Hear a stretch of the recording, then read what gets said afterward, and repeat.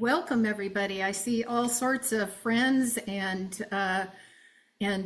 people that I admire showing up in this webinar. This is really great news. We've got an exciting webinar for you today on management and monitoring. It's all about adaptive management here and how we support that and move forward. I'm Linda Poole. I'm the Working Lands Director for Western Landowners Alliance, where we are all about creating economically viable environmental stewardship of the land, the water, and the wildlife of the Western U.S.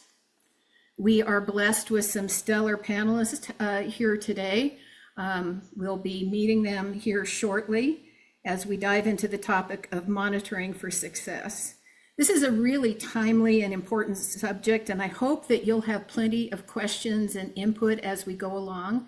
So I'd encourage you to go down there and make ample use of that chat function in the bottom. If you want to start by introducing yourself, tell us who you are, where you're from. If you have particular questions you hope we are going to answer, go ahead and put that in there now. And then you can do that throughout the meeting. The way that this is set up is the first hour, we'll be hearing from Dale Veseth and Bill Milton with a short presentation by Peter Donovan.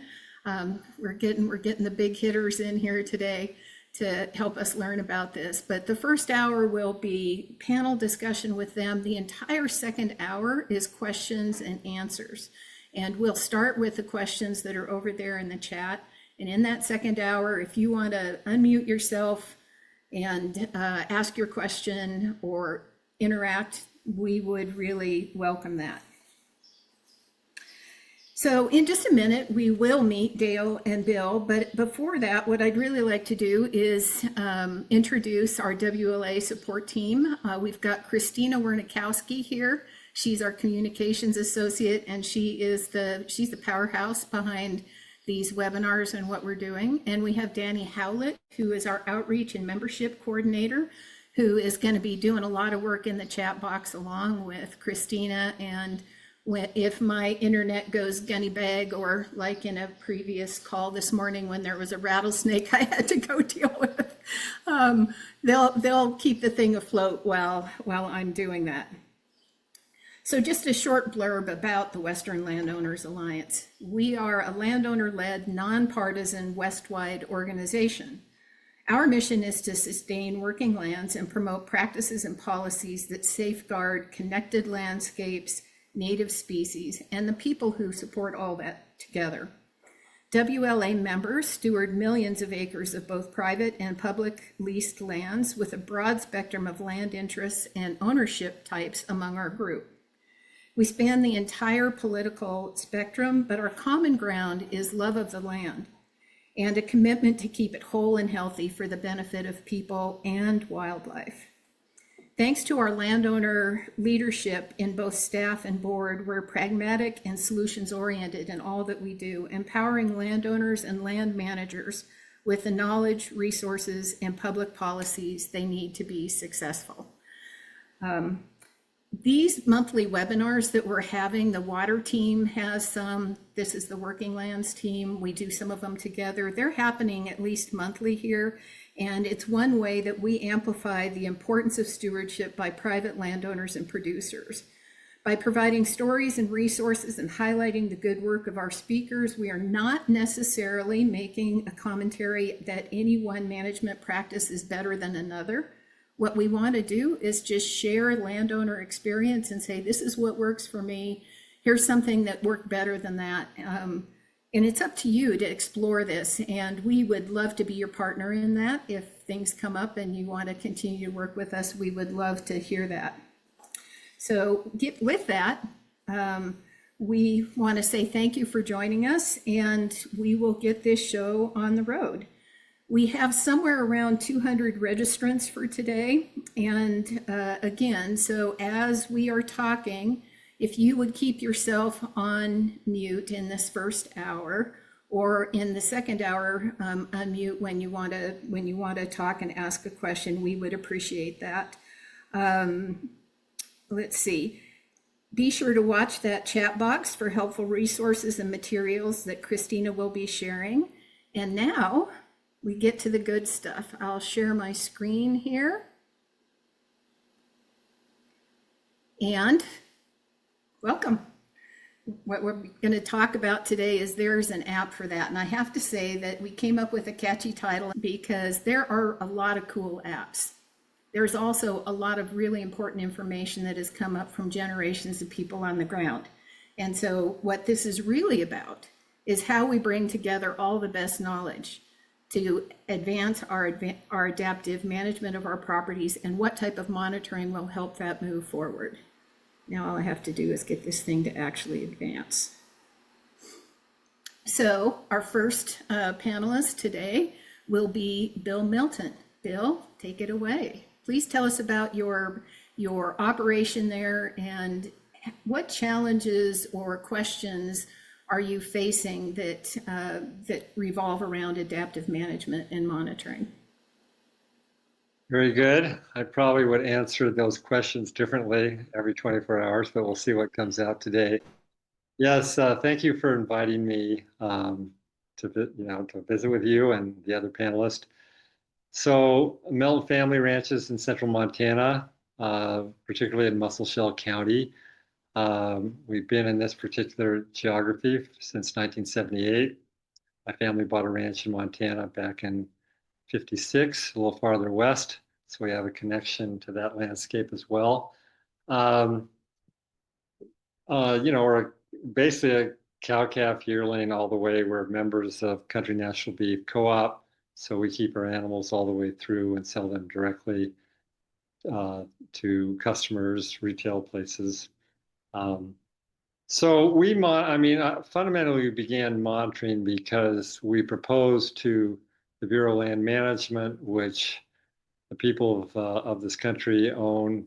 40% of the land we operate on is owned by you, and we wanted to do something different back in the late 80s after attending some classes with Alan Savory on holistic management.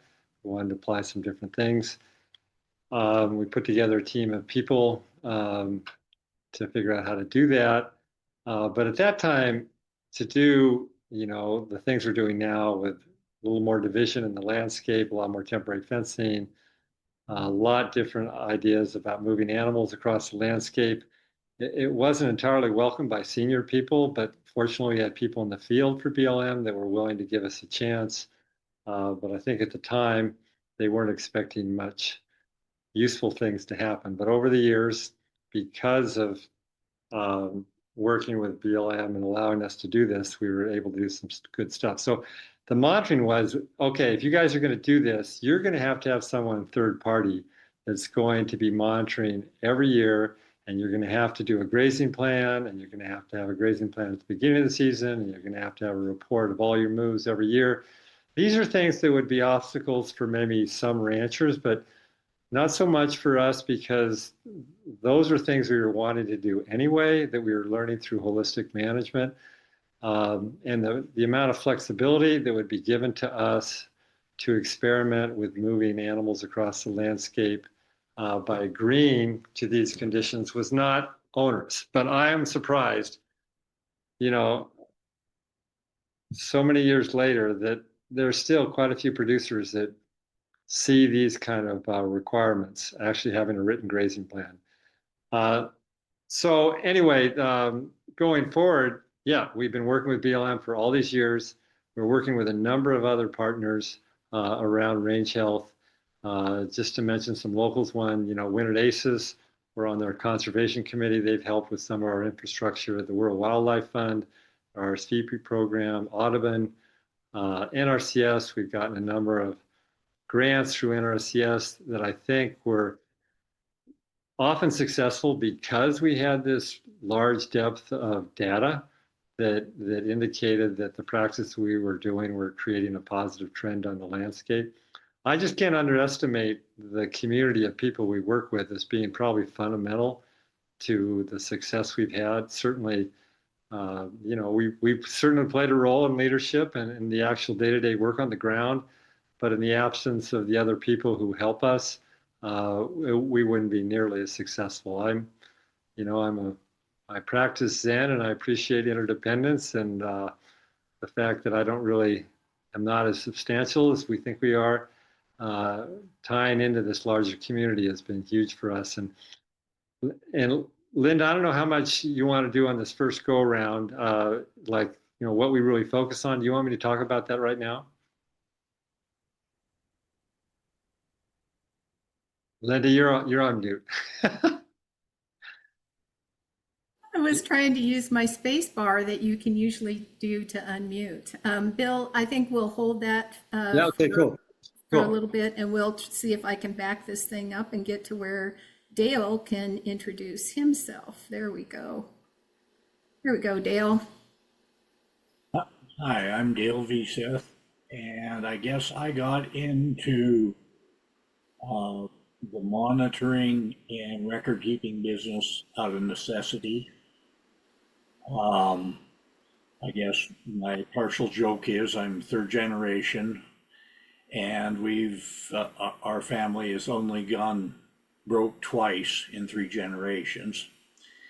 And so we were working with a business model in the 80s that wouldn't let us maintain our ranch unless we did some drastically different things. And so when we started, we weren't quite sure what those things were, but as we followed our path, we found that the more numbers, the more records, the more partnerships we made, the better everything worked. And so I guess with that, our home ranch here is on the north side of the Missouri, and the Missouri River breaks. We've been on this ranch for 3 generations.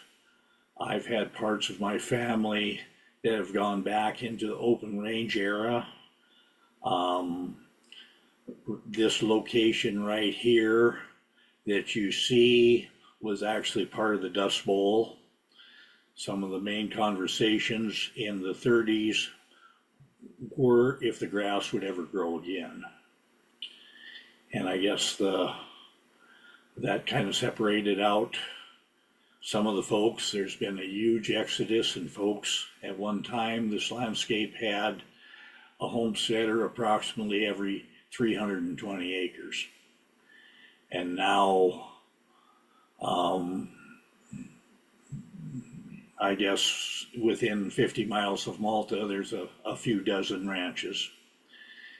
And so it's been a learning process, and I think a lot of it has to do with keeping records, developing benchmarks, and trying to plot goals out there to get where we are today.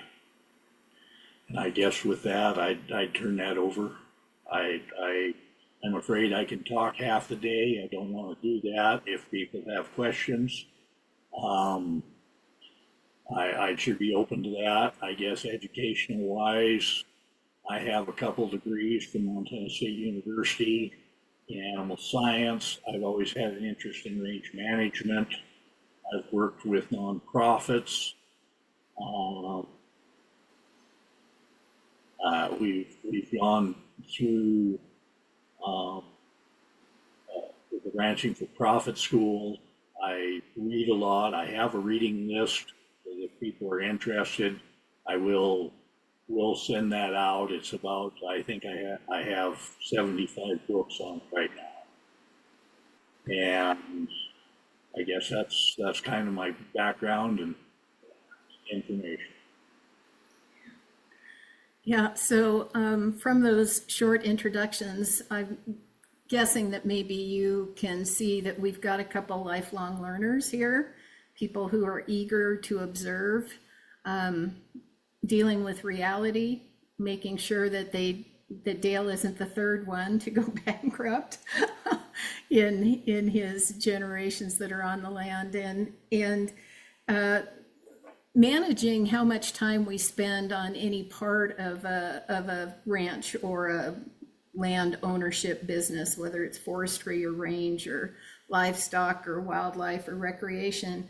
a big part of it is time allocation and making sure that you are, that you've got a return on investment. And Bill went into this a little bit already, talking about why he gets a return on the investment of the time that he spends in monitoring, because he can do the outcome-based grazing with BLM. But I wonder, Bill, could you talk a little bit more about what that actually entails and what you get out of it, and then any other returns that you see?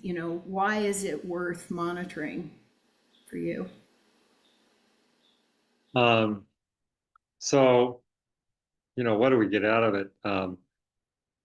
Basically, the BLM has allowed us to do almost anything we want.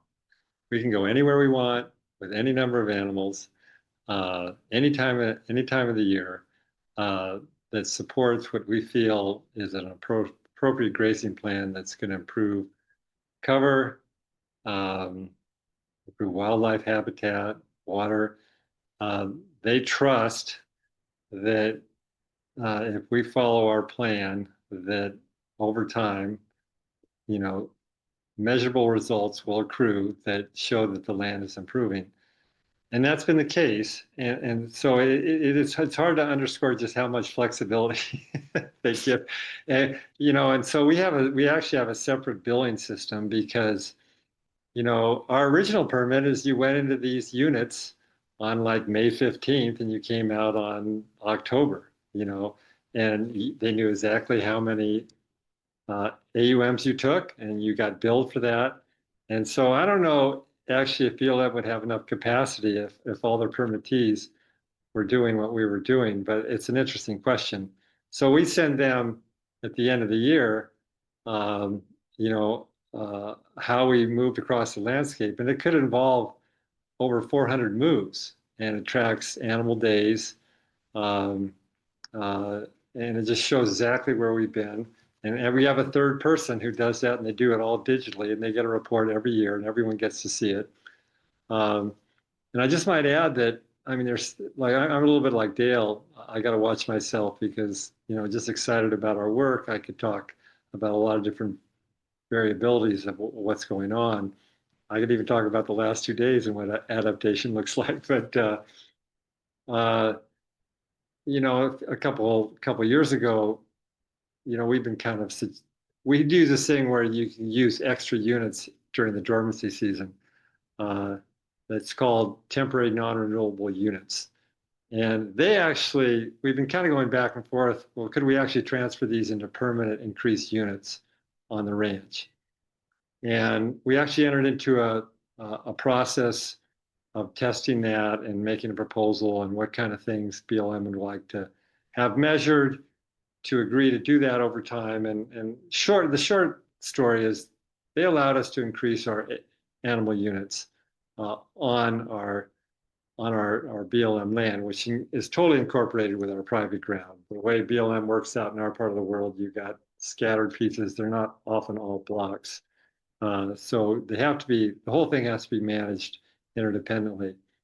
And so we thought we'd get challenged pretty bad by the normal characters we know about for an actual public land permittee to actually get more AUMs at this day and age would seem to be quite unlikely, and would be challenged. But no one ever challenged us, and I think they didn't challenge us because the data was just so overwhelming that we weren't hurting the ground, and it's not like we're doing this huge increase.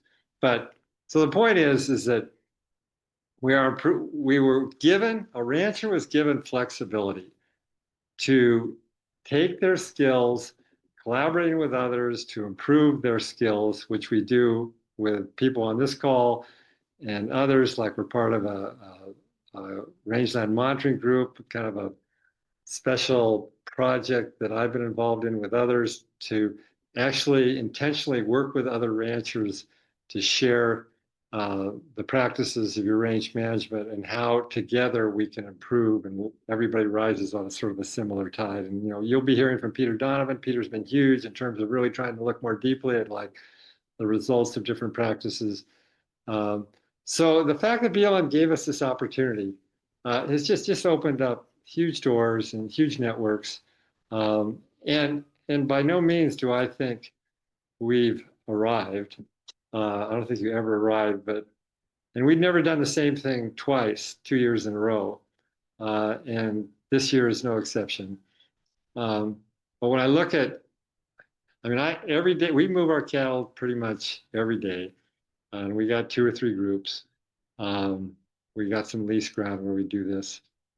And every day that I'm laying out a temporary fence, I'm counting species, I'm looking at bare ground, I'm looking at my cattle, I'm looking at our infrastructure. Every day I'm engaged in all these multiple variables, and like we're putting in a storage system that BLM's helping pay for, an underground storage system.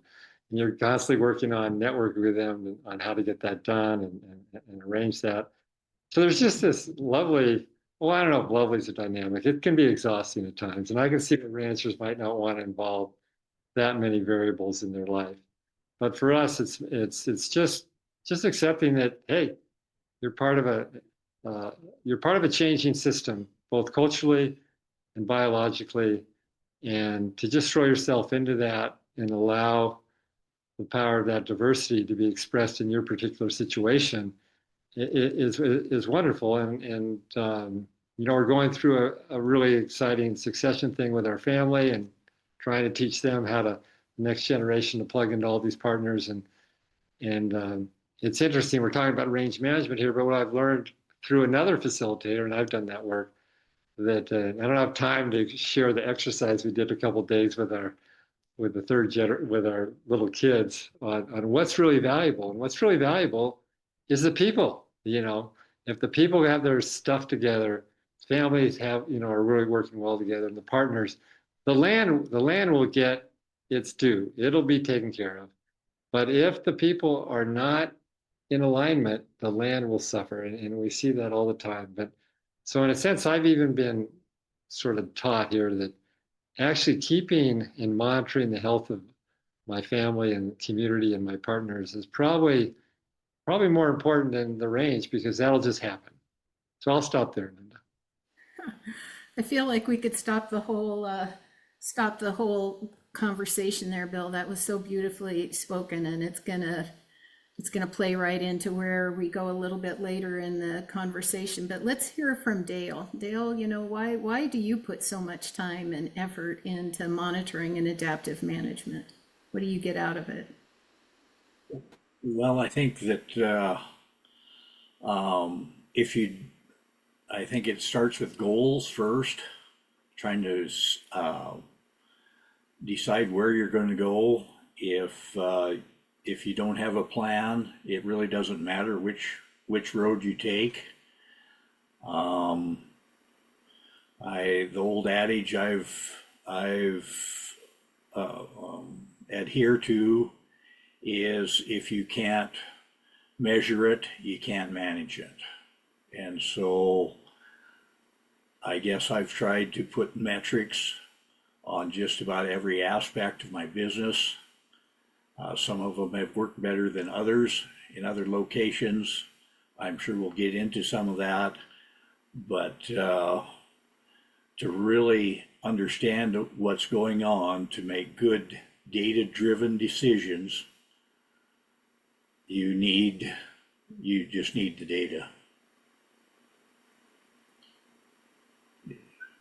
Well said and succinct, Dale, when I know that you literally could write books. And one thing that I didn't say early on is, if you don't already know Dale and Bill's names, they are both multiple award winners for the stewardship on their ranches and for their community work. So this little slide that is, we want to welcome everybody to these webinars, and some people have been doing and thinking about adaptive management for years and years, and some people the term might be new, but it's just simply a process of learning, of successive approximations. I did this and it didn't quite work, so I did it a little bit different, and I watched to see how that worked. It worked a little bit better, so I adjusted again. And then I went back and I looked at the context. Did that change? Did anything change? When I did this practice 2 years ago, it wasn't a drought year, and now it is a drought year. So I might get a very different outcome from exactly the same action. And that's why when we talk about adaptive management, there's always a lot of monitoring that comes into it. And as Bill was saying, when we think about monitoring, and maybe when a lot of you looked at the advertisement for this particular webinar, you were thinking this is all going to be about range monitoring, like the work that I do with one of my neighbors here, looking at stream conditions and what happens with grazing. But in reality, we are having opportunities to learn from monitoring on all three legs of the stool of sustainability. What we know is that things are not going to last through time if any one of these three pieces is missing. It needs to work economically. Whatever we do needs to be economically viable. It needs to maintain or enhance the health of the land. And it needs to have a good quality of life for everyone who's involved. It needs to be fair. It needs to be open. It needs to be welcoming, because as Fred Provenza says, at the basis of all of this is relationships, and the basis of a good life is good relationships. And it's no different with monitoring and with management. So last winter, WLA had a meeting with some of our members, and we asked them the question that I'm about to ask Bill and Dale about what are some of the most important things that you are monitoring. And we just threw the door open about all the different things that could be monitored. And this is what they came up with. This is not just some funny little picture. That's the relative amount of time with these different ranches that they spent doing these different things. And we don't need to go into any of the details on this. What I want you to see is that good ranches don't all monitor the same thing. They don't have the same needs for adaptive management, or maybe they don't have the same outcomes from it. So there are a lot of ways that we can think about this. This is how I think about it. I love monitoring. I've spent a lot of years counting birds and counting stems of grass and doing things. And to me, it's a whodunit story. That's, I'm looking at the land, I'm trying to figure out what happened here. So here's an example. Your context, going back to that circle, your context is that you have a stream running through your property and you want to improve the conditions of that stream. And so what you plan is to come up with a way to have more willow establishment along that stream. And then you go out with an expert, in this case, Wayne Elmore, who was the expert on riparian restoration and management, and you look at the stream and the willows aren't there. What caused it? How are you going to tell if you don't have some level of observation, maybe even some monitoring in place? One of the things that when willows are missing, people think is, the cows did it. Well, in this case, maybe the bulls did it, but was it the beef bulls or was it the elk bulls that did it? How can you tell? Maybe it's because the site capacity never was there for willows, which is actually part of the case in this particular picture. So anyway, there are a lot of reasons to monitor, and to me, it's curiosity that does it. And there's payoffs. You can use this monitoring for ecosystem service markets and having credits. You can have outcome-based grazing. You can improve your management. You can help your community by sharing information. But what would be a practical path to build that type of knowledge? And this is just my hypothesis based on discussions with Bill and Dale and Peter and others. And I'm curious what you all will think about this when we get there. But I think it's important to start with good questions. And Peter can talk about learning questions versus judgment questions. And if we don't get the question right, the answer really doesn't matter. Another thing that is here right now, back to the name of this webinar, there's an app for that. How can we use emerging tech alongside place-based knowledge so that we can make monitoring fast, affordable, and good? That old saying, pick any two, fast and good, affordable and good. Anyway, they have all those things. We have an opportunity to have all three things at once if we can combine these things. I had hoped to have a person here from Texas to talk about some of the work that the National Center for Appropriate Technology is doing on safe to learn experiments. So the idea of trying small experiments and monitoring the outcome rather than risking your whole ranch. Unfortunately, and I hope you'll join me in a silent prayer for the folks who are going through the flooding down there. Many people are impacted, so yeah. Bill and Dale have both already talked about the importance of respectful, reciprocal partnering. So people who can help pay for this, people who can ask more questions, people who have questions that only you could answer if you could work together.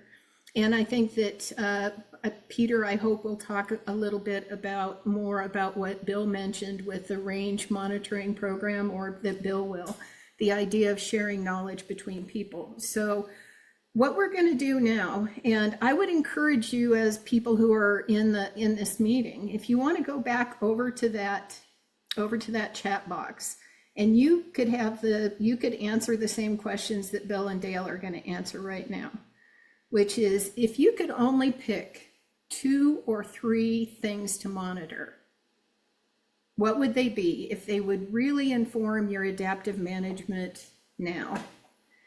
And if you're typing this in the chat, you sure don't need to go where I'm asking Bill and Dale to go, which is, when you tell us what those 2 things are, I want you to say what it is that you're doing. Why is that one important? How are you getting the work done? Who is doing the work? Are you doing it yourself? Are you hiring a third-party monitor? Maybe an agency does it for you. Maybe you're part of a carbon program and they do it for you. And then back to that all-important question, what is the return on that investment? What are you getting out of it? So I would love it if people would, if you feel like you want to, go over there in the chat and just answer those questions. Are you doing some monitoring that you think is really, really important for adaptive management? And while you're doing that, what we'll do is I really want to be able to see Dale and Bill while they answer this. So I'm going to stop screen sharing. And Dale, how about you go first this time? You only could do a couple things. What would they be? I guess the first thing that I'd probably pick is weather, because that kind of puts you in a context of what you really can accomplish on that landscape. And unfortunately, we haven't always paid attention to the weather, but the way I monitor that is through the weather service. We have a weather station on the ranch and have had it here for 63 years.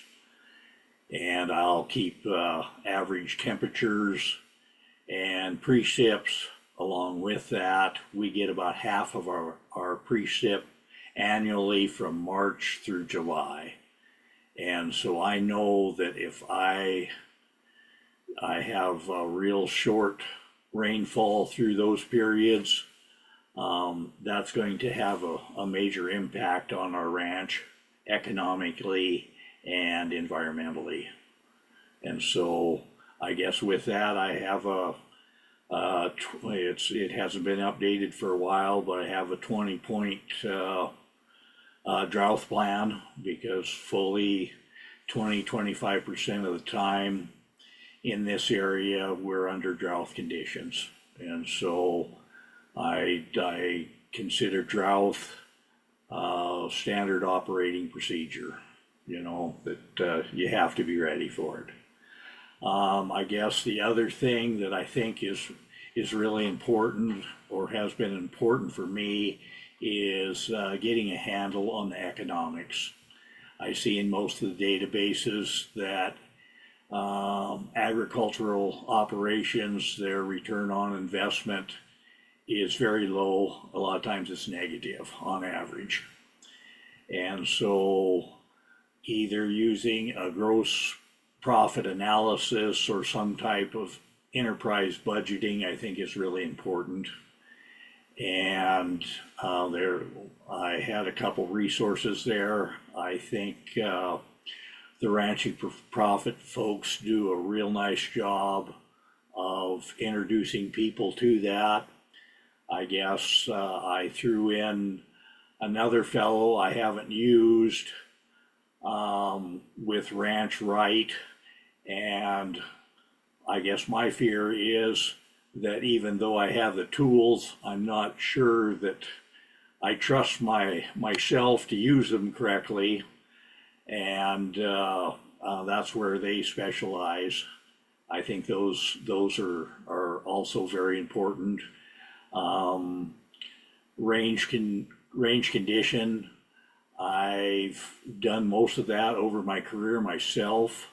I am in the RMG group that Bill spoke of a little bit earlier, and so we do have third-party analysis now, and that's been a real improvement.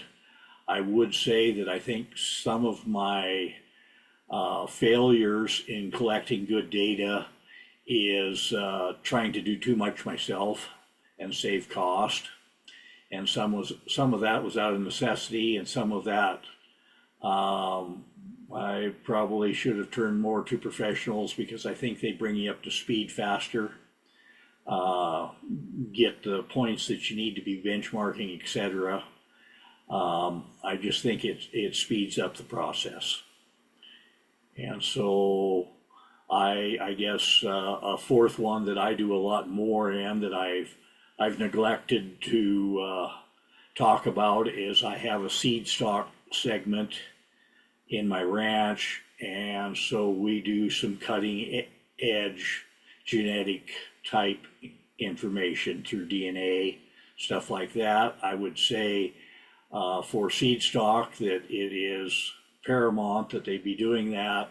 For the average cow-calf guy, I would say that a lot of that information probably wouldn't have as good a return on investment as the others I've named.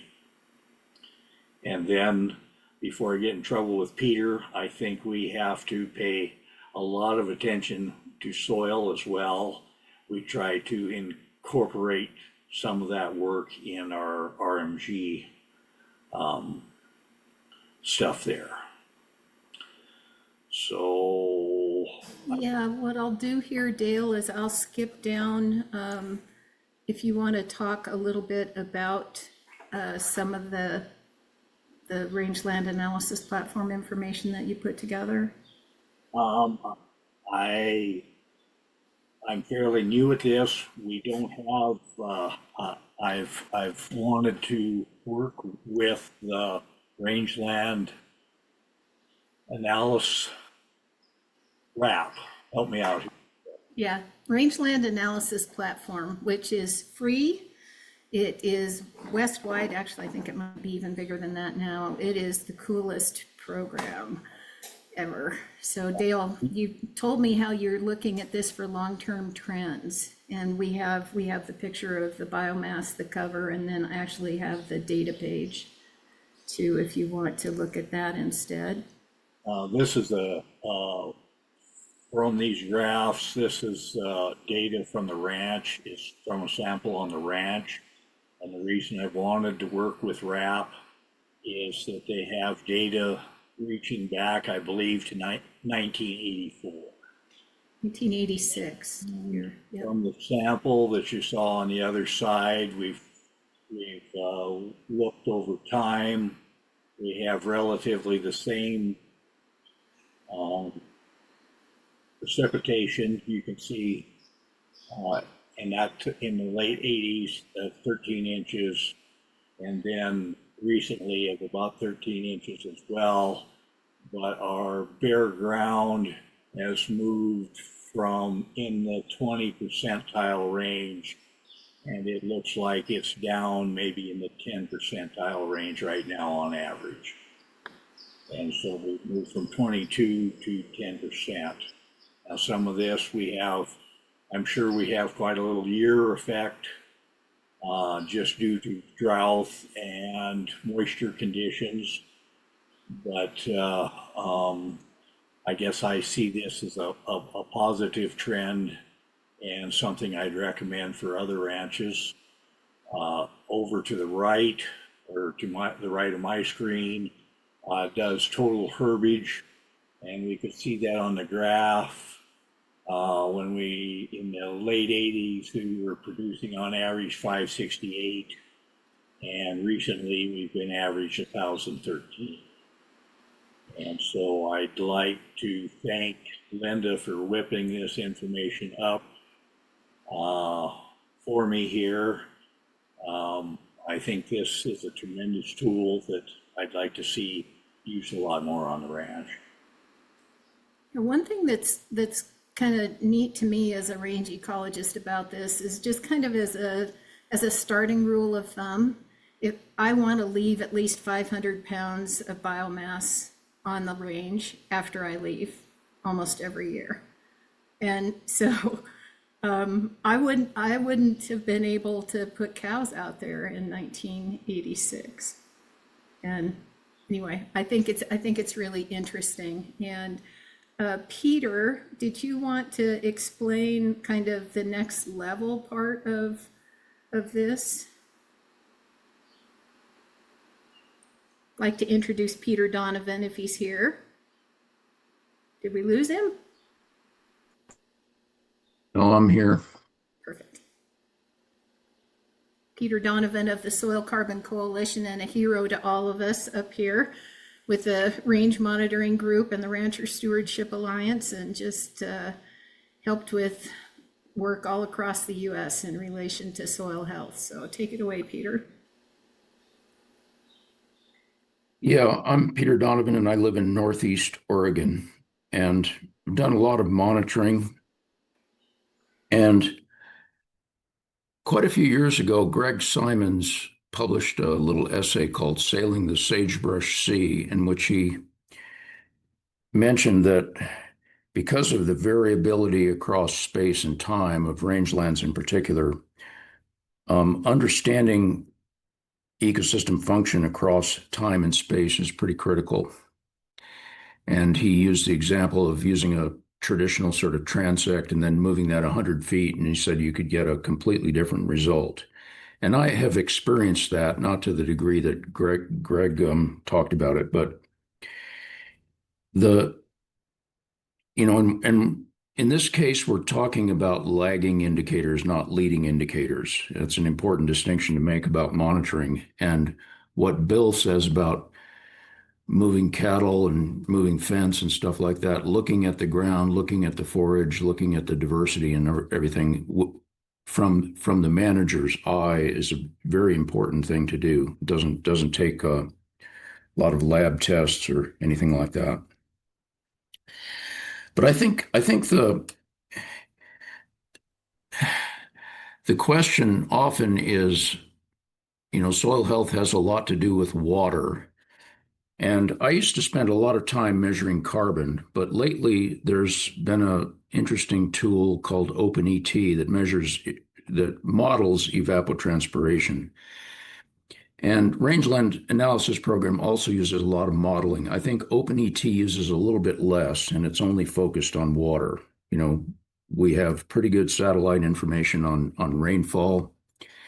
And now with OpenET, we have spatially explicit information on evapotranspiration, which correlates very well in a vegetated situation with plant growth. What I have here is a piece on Dale Veseth's ranch that I ran a quick analysis on, comparing precipitation and evapotranspiration. And what I notice is on the lower graph here, precipitation is in blue, evapotranspiration is in orange. And these are water years, which I don't know if is all that appropriate for Montana, but I've checked it against calendar years and there's not that much difference. Water years we use on the West Coast, October through the end of September. And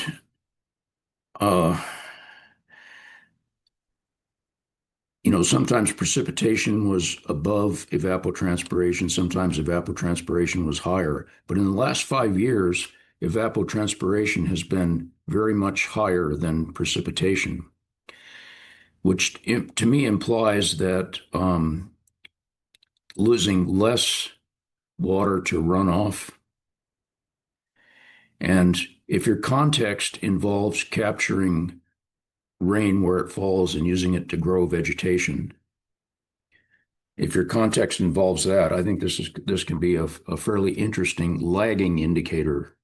What's the story? Have we increased forage productivity? Have we decreased bare ground? Have we and this kind of analysis obviously is not going to work very well on irrigated ground or on very steep ground where you're losing a lot to runoff anyway.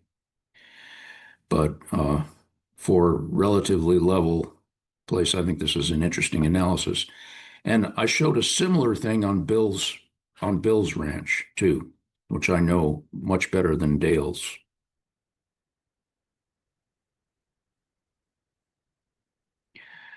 But we do infiltration. This is almost a large scale infiltration test, if you will, and I believe in widely distributed monitoring versus points. Points are useful for ground truthing, but for example, can we let the animals measure forage production rather than a monitoring crew? What are your animal days per inch of rain?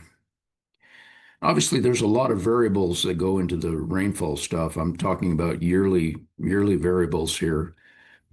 And the timing and distribution of rain is obviously very important, has a lot to do with the growth of plants. So is temperature.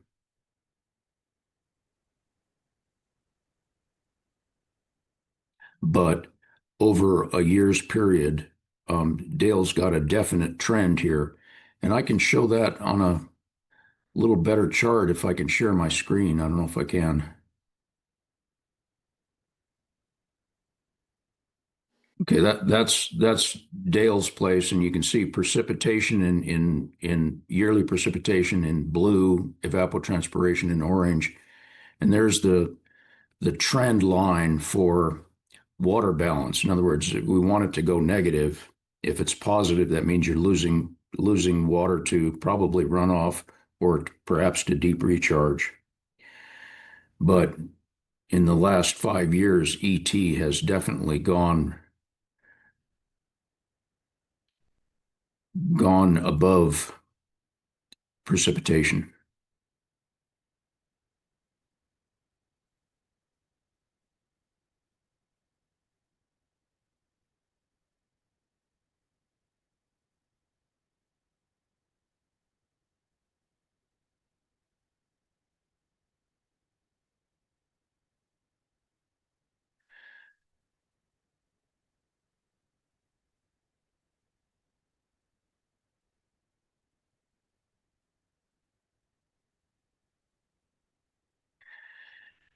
And by the way, this is not a recent. This might have ended in 2022 or so, but here's a different kind of graph from the Rangeland analysis platform for the north part of Dale's place, where perennials are in dark green, annuals are in light green, litter is in tan, and then bare ground is in brown. And you can see there's a definite trend since the 1980s, lessening bare ground. Litter has remained the same. There's been some flushes of annual grass, and there's been a slight increase in perennial cover average over the years with whatever year this is, annuals having a pretty good flush. But again, rangeland analysis platform, I appreciate it, but it's heavily modeled and definitely use some ground truthing.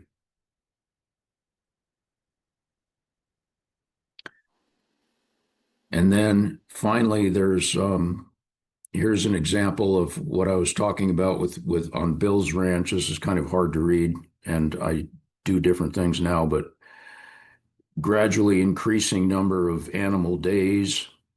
Rainfall, of course, is variable, but he's definitely, since 2016, has averaged a lot more animal days of grazing per inch of rain than he was back here. The animal days is green, animal days per inch of rain is in red, and precipitation is in blue here.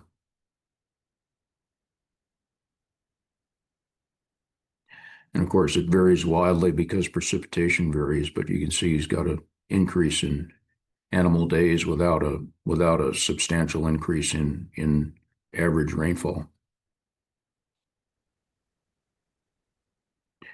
And that's what I also saw in Bill's chart, is the somewhat of an increase in ET relative to precipitation, ranging from about the same period, 2016, when I believe Bill told me that he intensified his management, moved more often, and with somewhat higher stock density. Do you want to comment on that, Bill? Yeah, I mean, going back to this question, return on investment, we not in 2016, but I think it was 2019 or 18 or 19, we enrolled in Quivira Coalition's apprentice program. And having one more person, like one person beyond myself, moving animals, was a game changer, and it's continued to be a game changer. Most ranchers, because they're investing time in important things, might be haying, farming, just other work. We invest most of our time, but probably half our time is involved in moving animals. I was very motivated to do this and was doing it, but was starting to burn out a little bit. And the apprentice created just the right kind of balance.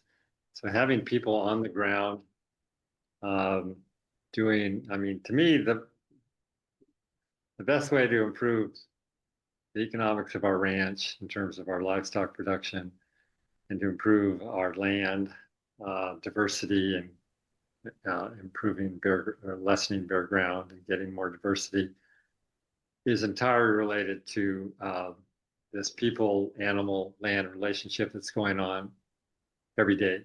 And so I see opportunities for what's going to happen a year or 18 months down the road based on what I do today. And I really appreciate that what you are doing today will create a result that could be very significant in terms of drought management, in terms of livestock production, in terms of diversity, in terms of wildlife habitat. Every day you are doing something with your animals. You're doing something with your head in terms of observation that's creating a more resilient opportunity for your business and for the landscape and for your family almost every day. And with that kind of intention, I get more excited about realizing the relationship between the animals and the land, and my role in messing that up or improving it, which we do both. Yeah, well, there's so much good information here. We're going to not be able to get to our last question, but Bill, you didn't really get to totally answer the question of, if you could only do 2 or 3 different types of monitoring, what would be the most important? Go ahead, Bill. I guess to me, I think financial monitoring. I'm pleased with the range, what it looks like the range trend is, and would like to continue that. And with that, I think keeping care of the soil are your best payoffs. I also I'd reiterate that I think going through some type of enterprise budgeting would probably be very beneficial. Yeah. How about you, Bill? It's interesting that Dale brings up finances. I think a lot of us who went to holistic management schools in the 80s and 90s or ranching for profit. Ranching for profit kind of got started getting people to be aware that you should be monitoring financial indicators because we can improve land, with livestock management, and still not be successful as ranchers if you're not managing and monitoring financial trend. But I do, if I go back to the ground, I mean, it's a marriage between people and livestock and land and partners. This is going on all the time, and it's really important to appreciate that. But so I am definitely focused on changes in bare ground. That is huge because that affects water, that affects biomass, that affects diversity. And so even though we know there are certain species that really benefit from not having ground perfectly covered, that are important species, and so we wrestle with that. I become more focused on diversity, probably with my involvement working with soil health. Working with Peter and Kendall Morgan with ACES, who's doing a lot more intensive work with ranchers on soil health. BLM actually, when we increased our permit, they were concerned about aggregate stability. That was an indicator they wanted to measure. Infiltration, soil aggregate stability were two of the ones they wanted to measure. Animal days per acre. So Peter showed how our increased animal days per acres has changed. Well, that's really a factor in terms of our stocking rate over time, which affects, our cash flow and profitability. So I think the biggest challenge right now, because I know a lot of people are entering this area of monitoring. I mean, the fact that you guys are having this webinar, and I'm just working with Conservancy on some stuff, our co-op. There's just a lot of people entering this area of focus. And I think we have a lot of big questions on collectively, how do we get more people into a room like this to really debate what is important, what is the right question. At the end of the day, we want family ranchers and we want tribes, we want people who are living out on these grassland landscapes to be successful. And so just managing range isn't going to be sufficient. We need to be more aware of soils and how that affects the range, but managing money and managing community and managing relationships, it's a very complicated deal. And I think we need to do it at a community scale.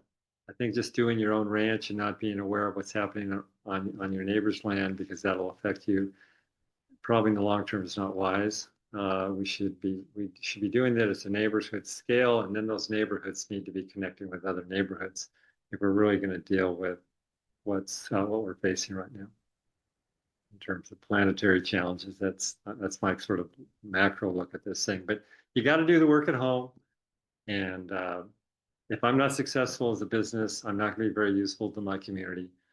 But if I can keep my head above water and I can work with my community, if the community is successful, I can't tell you how many things, having a whole bunch of people over for a family ranch camp, and then have the septic system go bad and have, our good friends who had to pump the septic system. Oh, I should have known that you were having your camp, and that happens at a community level. And when you're stressed out about something like that and people just show up, like over the 4th, it's like, how do you put a price on that shit, Literally. I can give you countless examples of like being at a lunch with family and having a fire start in the ranch, and by the time I showed up, it was put out by my neighbors. You just can't put a price on that stuff. How do you monitor that? Because that's resilience. Wow. And those are perfect words to end the first hour of this. I do hope you'll all stick around for the second hour, because that's where you get to ask questions, put your voice out there, be able to share what's going on. But in case you are leaving now, I want to tell you that next month we'll be back again talking about fire, friend and foe, and we're going to have some outstanding speakers on that, talking about what do you do when your place burns up, what do you do to keep your place from burning up, and what's the role of prescribed fire and fire ecology in maintaining healthy lands and defensible site and family space that you have there. So that is August the 14th, and then you'll see Dale again on September the 11th, along with some other people, when we are talking about site-adapted livestock.